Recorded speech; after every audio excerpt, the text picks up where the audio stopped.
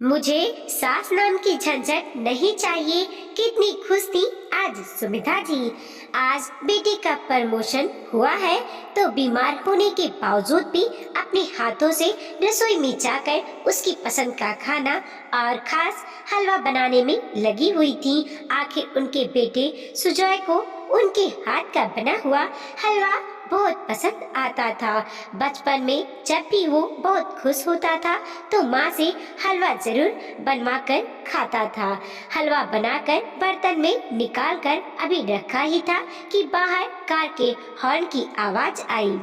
सुमिधा जी ने फटाफट जाकर दरवाजा खोला तो सामने सुजॉय की पत्नी भव्या, उसकी मम्मी मधु जी और छोटी बहन सुनीता थी। सुमिधा जी को सबको एक साथ देखकर बड़ी हैरानी हुई, पर वो बोली कुछ भी नहीं। इतने में सुजॉय भी कार पार करके आ गया और आते ही सुमिधा जी के गले लग गया। सुमिधा जी ने सुजॉय को बहुत बहुत बधाई दी और उसके बाद सभी को अंदर लिवा लाई। सभी को हॉल में बिठाकर सुमिधा जी फटाफट रसोई में गई और सबसे पहले घर में काम करने वाली कमला को सभी को पानी सर्व करने के लिए कहा। सबको पानी सर्व करने के बाद वो अपने हाथों का बना हुआ गर्मा गर्म हलवा एक कटोरी में डालकर सुजॉय के लिए ले आई और एक चम्मच में हलवा लेकर सुजॉय के मुंह की तरफ बढ़ाते हुए बोली, बेटा आज बहुत खुशी की बात है। जो तेरा सपना था आज वो पूरा हुआ। बहुत मेहनत की थी तूने इसके लिए, इसीलिए आज मैंने तेरी पसंद का खाना बनाया है और देख खास तेरे लिए ये हलवा बनाया है। ले मुंह मीठा कर। इससे पहले कि सुजॉय कुछ कहता या वो हलवा मुंह में लेता, भव्या बीच में बोल पड़ी, अरे रे मम्मी जी ये क्या कर रही हैं आप? सुजॉय ये नहीं खाएगा और खाना बनाने से पहले कम से कम पूछ तो लेती। हम लोग तो बाहर पार्टी करके आए हैं। सुजॉय भी खाना खा पी कर आया है। भव्या की बातें सुनकर सुमिधा जी के हाथ वहीं रुक गए। उन्होंने प्रश्न भरी नजरों से सुजॉय की तरफ देखा तो सुजॉय ने कहा, हाँ मम्मी, आज प्रमोशन मिलने की खुशी में भव्या और सुनीता पार्टी मांग रहे थे तो सोचा आज बाहर ही खाना खा लेते हैं। सुनकर सुमिता जी कटोरी लेकर वापस रसोई की तरफ जाने लगी तो सुजॉय ने रोक लिया। अरे पर मम्मी हलवा लेकर कहाँ जा रही हो? मेरे पेट में इतनी जगह तो है कि मैं आपके हाथ का बना हलवा खा सकता हूँ। जब तक आपके हाथ का बना हुआ मीठा मुंह में नहीं जाएगा तब तक लगेगा ही नहीं कि कुछ करके दिखाया है। और सुमिधा जी के हाथों से कटोरी लेकर 2-3 चम्मच हलवे के फटाफट अपने मुंह में रख लिए। ये देखकर जहाँ सुमिधा जी की आत्मा तृप्त हो गई वहीं भव्या चिढ़ गई। उस समय तो भव्या कुछ नहीं बोली, लेकिन रात को कमरे में भव्या इस बात पर सुजॉय से बहस करने को तैयार हो गई। जब आते समय सुनीता ने आपसे कहा कि चलिए जीजा जी गोलगप्पे खाते हुए चलते हैं तो आपने क्या कहा कि मेरे पेट में बिल्कुल भी जगह नहीं है, लेकिन यहाँ अपनी माँ के हाथों का बना हुआ हलवा खाने के लिए पेट में जगह बन गई। यही कद्र है मेरे परिवार की। भव्या की बात सुनकर सुजॉय को भी गुस्सा आ गया तो उसने कहा, मैं तुम्हारे परिवार के साथ ही पार्टी करने गया था जबकि मेरी माँ घर पर ही थी। तब तुम्हें इसका ख्याल नहीं आया था? माँ ने बीमार होते हुए भी मेरे लिए हलवा बनाया, ये नहीं दिख रहा? सिर्फ 2-3 चम्मच हलवे के खा लिए तो उसमें क्या गलत कर दिया? माँ तो खुश हुई ना? अच्छा तुम्हारी माँ की फिक्र है लेकिन मेरी बहन के इमोशन की कोई फिक्र नहीं। अरे इतना तो तुम्हारी माँ को सोचना चाहिए था कि इकलौते बेटे बहू हैं तो उन्हीं की खुशी में खुश हो ले, लेकिन नहीं, बीच बीच में अपनी टांग जरूर अड़ाती है। दोनों अपने कमरे में बहस कर रहे थे और ये बातें बाहर सुमित्रा जी को सुनाई दे रही थी। सुनकर बड़ा दुख हो रहा था। जहाँ तक हो सके वो भी कोशिश करती थी कभी भी अपने बेटे बहू की जिंदगी में इंटरफेयर नहीं करती थी, लेकिन उसके बावजूद भी कुछ लोग समझना ही नहीं चाहते तो उसका क्या करें। इतना प्यार और अपनापन देने के बावजूद भी भव्या को हमेशा समस्या ही रही। यहाँ तक कि समधन जी भी उसके साथ होती थी, लेकिन कभी अपनी बेटी को नहीं समझाती थी। जब भी कोई बात होती भव्या यही मुद्दा उठाती, इकलौते बेटे बहू हैं, कुछ तो माँ को भी ख्याल रखना चाहिए, हमारी खुशियों के बारे में सोचना चाहिए। पर नहीं, उन्हें तो खुद से ही फुर्सत नहीं।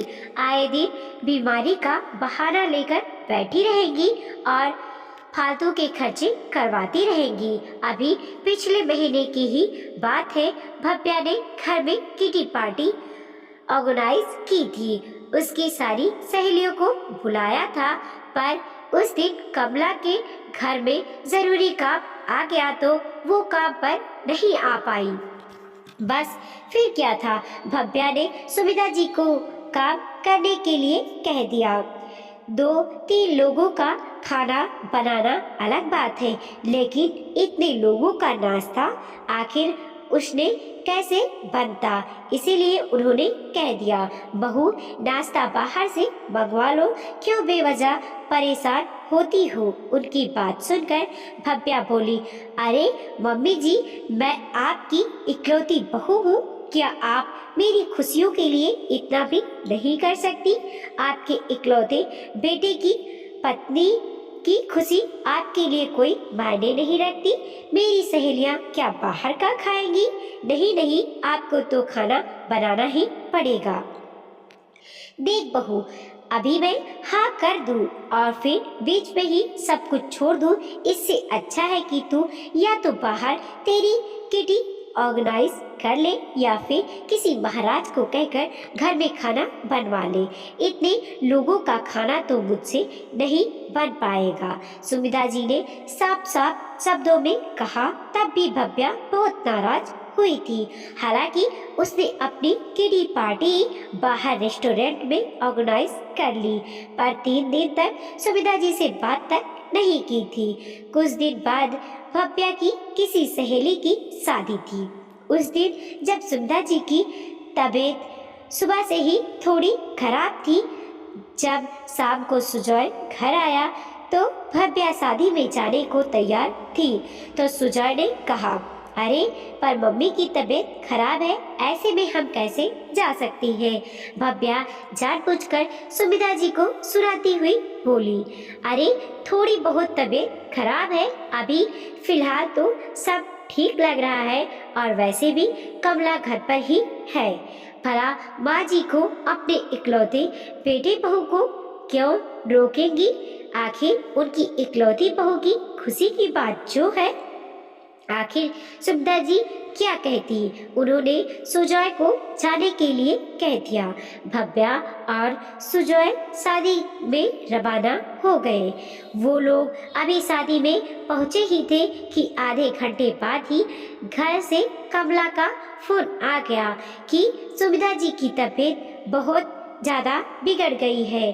फोन रखकर सुजॉय फटाफट भव्या के पास गया और बोला, हमें अभी इसी समय घर निकलना होगा, माँ की तबीयत बहुत बिगड़ गई है। सुनकर भव्या का मुंह बन गया, लेकिन बोल भी क्या सकती थी, इसीलिए सुजॉय के साथ घर रवाना हो गई। घर आकर देखा तो सुमित्रा जी अपने कमरे में निढाल सी पड़ी हुई थी। सुजॉय उन्हें लेकर फटाफट हॉस्पिटल गया तो पता चला कि उनका बीपी हाई हो गया था। जब बीपी नॉर्मल हो गया तो 2 घंटे बाद हॉस्पिटल से डिस्चार्ज कर दिया गया। सुमित्रा जी अब पहले से थोड़ी बेहतर थी। सुजॉय सहारा देकर कमरा में लाया और लिटा दिया। इधर भव्या भरी थी। उसे तो ऐसा लग रहा था जैसे सुविधा जी नाटक कर रही है। भला 2 घंटे में ही कैसे तबीयत ठीक हो गई। अब वो इस बात का आर या पार का फैसला चाहती थी, पर सुजॉय के सामने नहीं। दूसरे दिन भी उसे सुबह से बस इसी बात का इंतजार था कि कब सुजॉय जाए और कब वो सुविधा जी को 2 बातें सुनाए। जब सुजॉय चला गया तो उसने यह भी नहीं देखा कि वो ऑफिस गया है या आसपास ही। सीधे सुविधा जी के कमरे में जाकर चिल्लाना शुरू कर दिया। आपको शर्म नहीं आती? आपसे अपने इकलौते बेटे बहू की खुशियां भी नहीं देखी जाती? शादी में पहुंचे नहीं कि आपने कॉल करवा दिया। और ऐसी कौन सी तबीयत खराब हो रही थी जो 2 घंटे में ही ठीक हो गई? इससे अच्छा है तो 2 घंटे इंतजार ही कर लेती। 2 घंटे बाद घर आ ही जाते ना हम लोग, फिर आराम से निढाल होकर पड़ जाती। जब देखो बस अपने बेटे को फोन करके परेशान करती रहती है। इकलौता बेटा है तो क्या सिर पर चढ़कर नाचेंगी आप? उसकी बात सुनकर सुविधा जी हैरान रह गई। फिर थोड़ा संभल कर बोली, बहू भला मैं तुम्हारी खुशियों से क्यों परेशान होंगी? मेरी सचमुच तबीयत खराब थी। पर फिर भी भव्या का गुस्सा ठंडा नहीं हुआ। वो और जोर से चिल्लाती हुए बोली, अरे सच में तबीयत खराब थी तो थोड़ा सा सब्र कर लेती। इतनी देर में मर थोड़ी ना जाती। जब देखो मेरे पति को फोन लगा देती हो। बस कर बहू, बहुत बोल लिया तूने। अगर तेरा पति मेरा इकलौता बेटा है तो ये मत भूल कि मैं भी तेरे पति की इकलौती माँ हूँ। उससे नहीं बोलूंगी तो किससे बोलूंगी? देखती हूँ कि कैसे। अब या तो आपका ही रिश्ता रहेगा या फिर मेरा। ठीक है, दरवाजा खुला है, तुम जा सकती हो।